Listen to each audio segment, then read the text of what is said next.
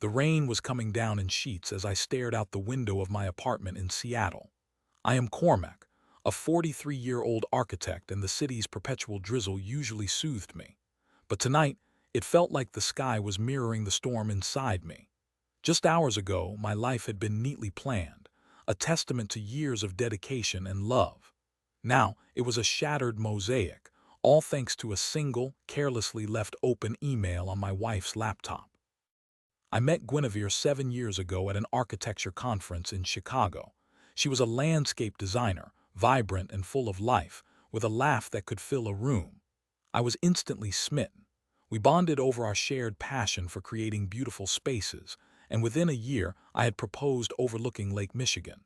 We moved to Seattle 3 years later when I got a job at a prestigious firm. Guinevere started her own landscaping business, and things seemed perfect. We were the couple everyone envied, successful, in love, and building a life together, or so I thought. It started subtly a few months ago. Guinevere began working longer hours, often claiming she had to meet with clients or oversee installations. She became less affectionate, her kisses perfunctory, her hugs fleeting. I chalked it up to the stress of running her own business. I tried to be supportive, making dinner, doing extra chores around the house, and generally trying to lighten her load. But the distance between us only seemed to grow. Then came the email. I needed to use Guinevere's laptop to print out a document for a client meeting. She was out, supposedly at a nursery sourcing plants. Her email was already open, and a message from someone named Ignatius caught my eye. It was titled "Tonight." My heart pounded as I clicked it open. The words swam before me, each sentence a dagger twisting in my gut. It was an explicit account of an affair, detailing secret rendezvous, stolen moments, and promises of a future together. Ignatius was a local contractor, someone Guinevere had worked with on several projects. The email was filled with details that left no room for doubt, intimate details that only a lover would know. I felt like I had been punched in the stomach. Nausea rose in my throat, and my hands began to shake. I read the email again and again, hoping it was some kind of sick joke, a cruel misunderstanding. But the words remained stark and undeniable. My wife, the woman I loved and trusted, was having an affair. The next few hours were a blur. I paced the apartment, replaying our years together, searching for clues I had missed. Were there signs I had ignored? Had I been blind to her unhappiness? The more I thought about it, the more I realized that the signs had been there all along: the late nights, the unexplained expenses, the subtle changes in her behavior. I had simply chosen to ignore them, blinded by my love and my belief in our perfect life. When Guinevere finally came home, I was waiting for her, the email printed out and lying on the kitchen counter. She walked in, her face flushed from the cold, and gave me a quick kiss. "Hey, honey, how was your day?" I didn't say anything. I simply pointed to the email. Her face paled as she read it. The color drained from her cheeks and her eyes widened in horror. "Cormac, I can explain," she stammered. "Explain what, Guinevere? Explain how you've been betraying me for months. Explain how you've been lying to my face." My voice was surprisingly calm, but inside I was a volcano about to erupt. She started to cry, the tears streaming down her face. "It just happened, Cormac. I didn't mean for it to go this far. It was a mistake."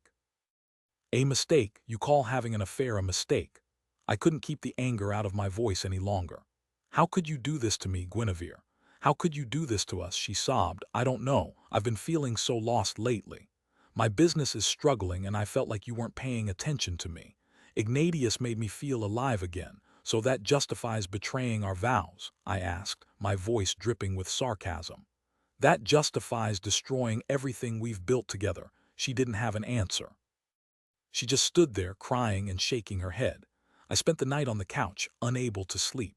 Every time I closed my eyes, I saw the words of the email replaying in my mind like a broken record. I thought about all the plans we had made for the future, the house we wanted to buy, the children we talked about having. All of it gone, shattered by her infidelity. The next morning, I told her I wanted her to leave. I couldn't bear to look at her, to be in the same room with her. She didn't argue. She packed a bag and left, her face etched with regret. The following weeks were a living hell. I couldn't eat, I couldn't sleep, and I couldn't concentrate on my work.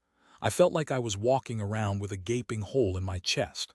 My friends tried to be supportive, but nothing they said could ease the pain. I was alone, betrayed, and heartbroken. I decided to hire a private investigator. I needed to know the full extent of the affair to understand what had really happened. I found a reputable firm and met with a seasoned investigator named Barnaby.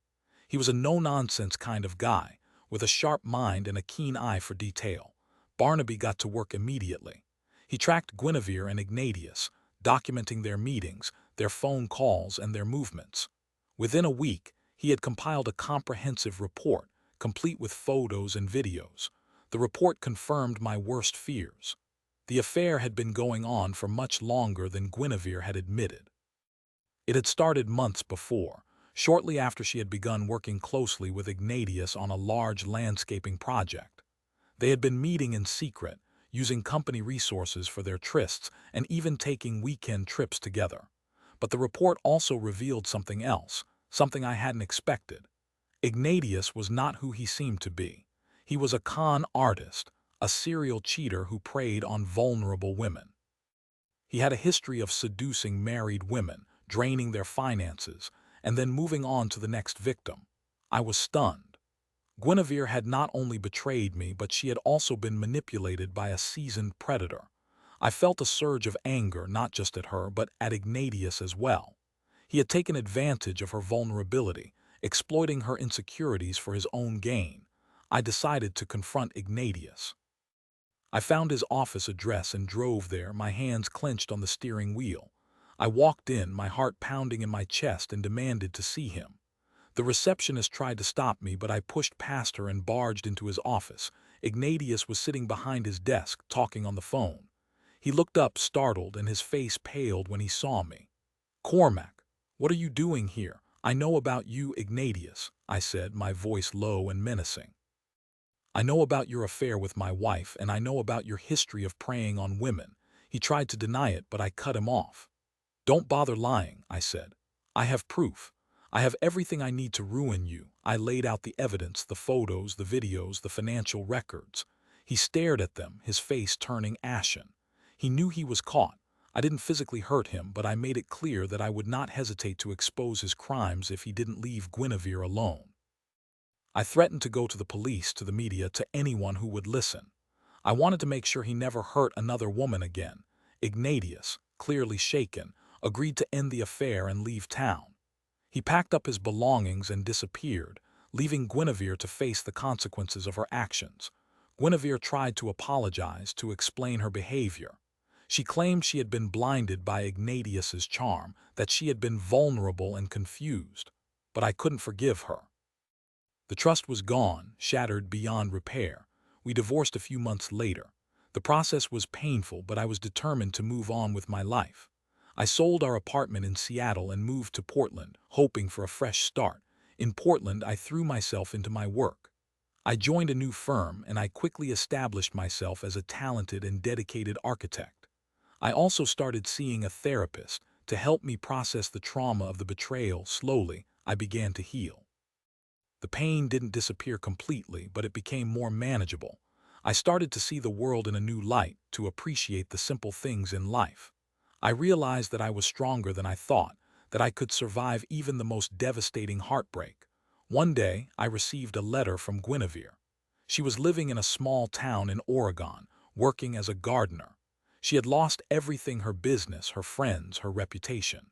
She was alone and struggling to make ends meet. She apologized for her actions, admitting that she had made a terrible mistake.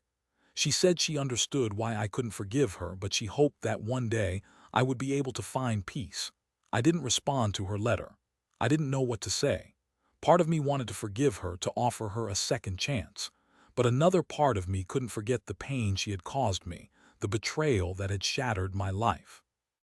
I realized that forgiveness was not about condoning her actions, but about releasing the anger and resentment that was consuming me.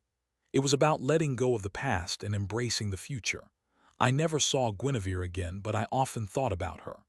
I hoped that she had found some measure of peace, that she had learned from her mistakes. And I hoped that one day I would be able to forgive her, not for her sake, but for my own. Life is unpredictable. It throws curveballs when you least expect it. but it also offers opportunities for growth, for healing, and for new beginnings. I am grateful for the lessons I have learned, even the painful ones. And I am optimistic about the future, knowing that I am strong enough to face whatever challenges may come my way. If you're listening to this and have experienced something similar, know that you're not alone. Betrayal is a painful experience, but it doesn't have to define you. You can heal, you can grow, and you can find happiness again. Don't give up on yourself. You are stronger than you think. Remember that and take care.